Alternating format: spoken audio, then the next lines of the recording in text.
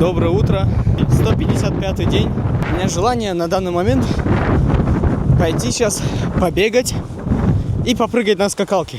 Так что вам хорошего дня, а я погнал.